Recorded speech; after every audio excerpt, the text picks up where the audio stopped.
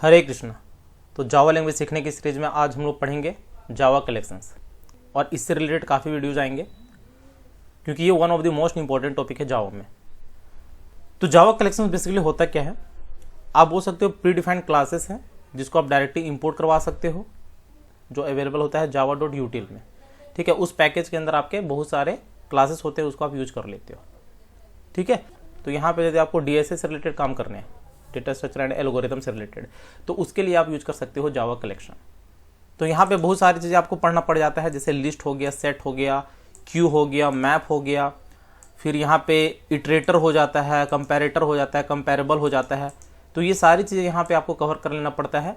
साथ ही में लिस्ट जो है, इसके फर्दर यहाँ पे चीज़ें आपको एक्सप्लोर करना पड़ जाता है, जैसे एरे लिस्ट हो गया, लिंक लिस्ट हो गया, हैश सेट हो गया, लिंक हैश सेट हो गया, जो कि आपके सेट में आ जाते हैं।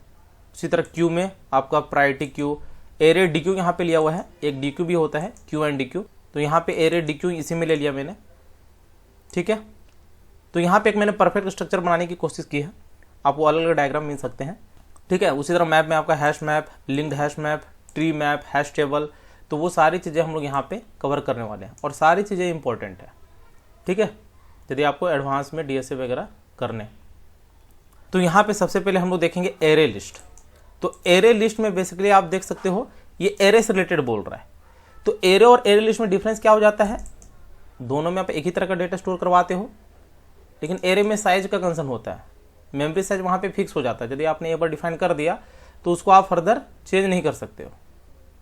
ठीक है, यहाँ पे जो एरे लिस्ट में है, यहाँ पे आप एक्सटेंड कर सकते हो, रन टाइम पे आप डेटा को स्टोर करवा सकते हो, एक्स्ट्रा डेटा। ठीक है, तो ये हो जाता है आपका डिफरेंस। तो एरे लिस्ट यूज करने के लिए यहाँ पे सबसे पहले इसको 2 वीडियो में कवर करेंगे, नहीं तो एक वीडियो में काफ़ी ज़्यादा हो जाएगा हमारा।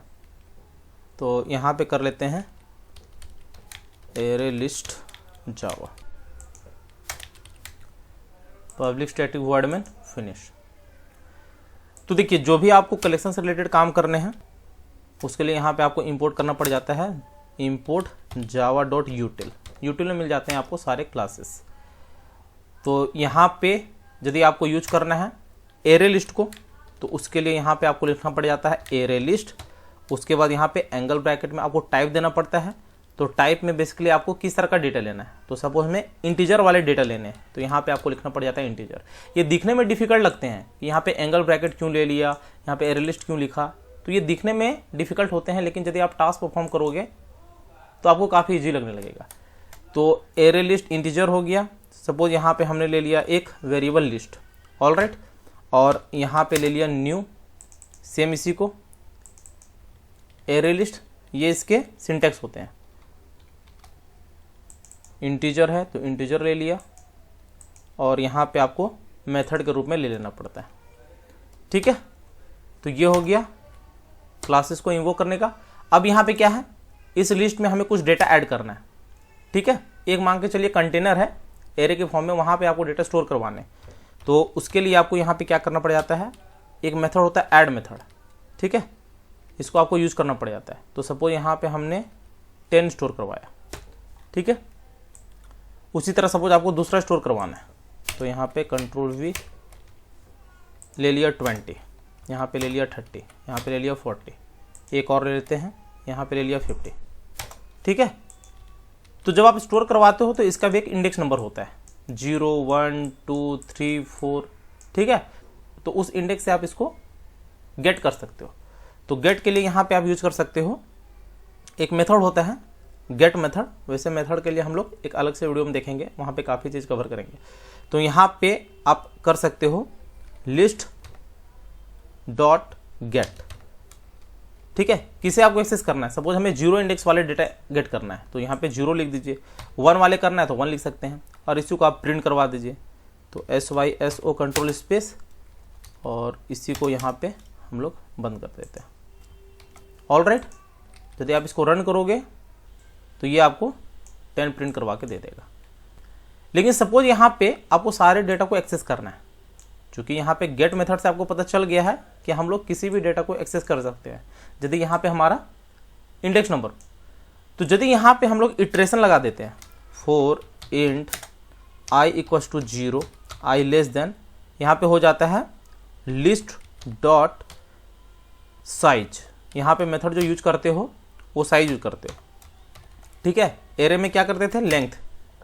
तो यदि यहाँ पे आप इटरेट करवाओगे तो लिस्ट डॉट गेट, यहाँ पे यदि आप आई लोगे, चूंकि इंडेक्सिंग जो है वो लेंथ का हमेशा एक लेस चलता है, तो सपोज लेंथ जो यहाँ पे है वो 5 है, तो ये कहाँ तक चलेगा, 4 तक चलेगा, इसलिए यहाँ पे लेस लिया हुआ है 0 to 4।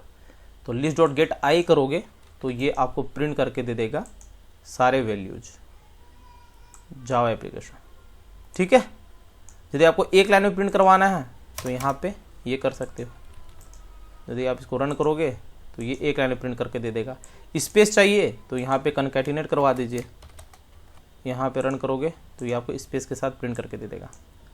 ऑलराइट, तो ये हो जाता है आपका एरे लिस्ट। सपोज यहाँ पे आपको स्टोर करवाना पड़ जाता है स्ट्रिंग वैल्यू, तो यहाँ पे आप ले लीजिए स्ट्रिंग, यहाँ पे भी आप ले लीजिए स्ट्रिंग।